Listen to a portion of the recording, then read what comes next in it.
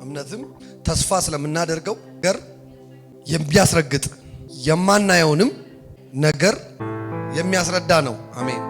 እምነት ተስፋ የምናደርገው ነገር የሚያስረግጥ የማናየውን ነገር የሚያሳይ አሜን ነው ወይ? ስለ እምነት ስናገር ሁሉ ጊዜ የምናገረው ነገር ነው። እርግጠኛ መሆን ማለት ነው። ነጋችሁ ላይ ነገሩ መሆኑ ላይ እርግጠኛ መሆን ማለት ነው። አማኝ ሰው እርግጠኛ ነው። እምነትን ከምንጠቀምበት ነገር አንዱ በዚህ ምድር ላይ ከእግዚአብሔር የሆነ በረከትን ለመቀበል ነው።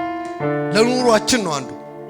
አንደኛው እምነት ደግሞ የእግዚአብሔር ልጆች እንሆን ዘንድ የዘላለም ሕይወትን እናገኝ ዘንድ ኢየሱስ ክርስቶስ አዳኝ እንደሆነ በልባችን አምነን በአንደበታችን የምንመሰክርበት ማለትም የዳንበት ማለት ነው። ክብር ለእግዚአብሔር ይሁን። ለምሳሌ እኛም እንደሌሎቹ ቀላጅ ልንሆን እንችላለን። ከዚህ በፊት ብዙ የሚቀልዱ አዋቂ ነን የሚሉ ሰዎች አሉ። ጌታን ተቀበል ስትሏቸው ከቦሌ ነው የምቀበለው ይሏቸዋል። ምክንያቱም እምነት ልባቸው ውስጥ የለም። እኛ ግን እንዲሁ ባለሐራባስ እምነት ገባብንና ኢየሱስ ጌታ እንደሆነ ገባን፣ አመንን፣ ዳንን። አሜን ነው ወይ? አምናችሁ ነው የዳናችሁት። አብርሃምም እግዚአብሔርን አመነ ጽድቅ ሆኖ ተቆጠረለት ይላል። ክብር ለእግዚአብሔር ይሁን። ይሄኛው እምነት የኢየሱስ ክርስቶስን ጌትነት በውስጣችን የሚያስረዳ እምነት ነው። እኔ ልናገር የፈለኩት እምነት ያ አይደለም። ያ ስላላችሁ ቸርች መጣችኋል። ያ ባይኖራችሁ ቸርች አትመጡ። ቸርች የመጣችሁት አሁን ያ እምነት ስላላችሁ ከጌታ የሆነ ነገር ለመስማት። እኔ የምናገረው አሁን ከጌታ ዘንድ ፈውስ የምትቀበሉበት፣ ከጌታ ዘንድ በረከት የምትቀበሉበት፣ ከጌታ ዘንድ ጸጋ የምትቀበሉበት፣ ከጌታ ዘንድ ሞገስ የምትቀበሉበት እሱ እምነት። እስኪ አምናለሁ በሉ።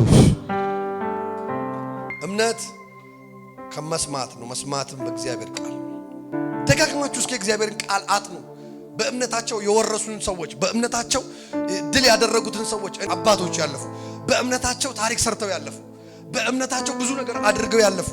ምክንያቱም እምነት ዋና ለነገሮች መሰረት ስለሆነ እምነት ከእግዚአብሔር የመቀበያ ዋና ነገር ነው። ጌታችን ኢየሱስ ክርስቶስ በዚህ ምድር ሳለ ባለማመናቸው ተደነቀ ይላል። አዝኖ ነው የተደነቀው። ምን አይነቶች ናቸው?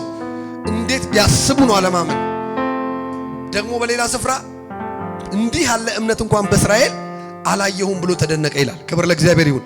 እምነት የበዛለት ሰው ሲያይ ጌታ ይደነቃል። እምነት ያነሰው ሲያይ ይደነቃል።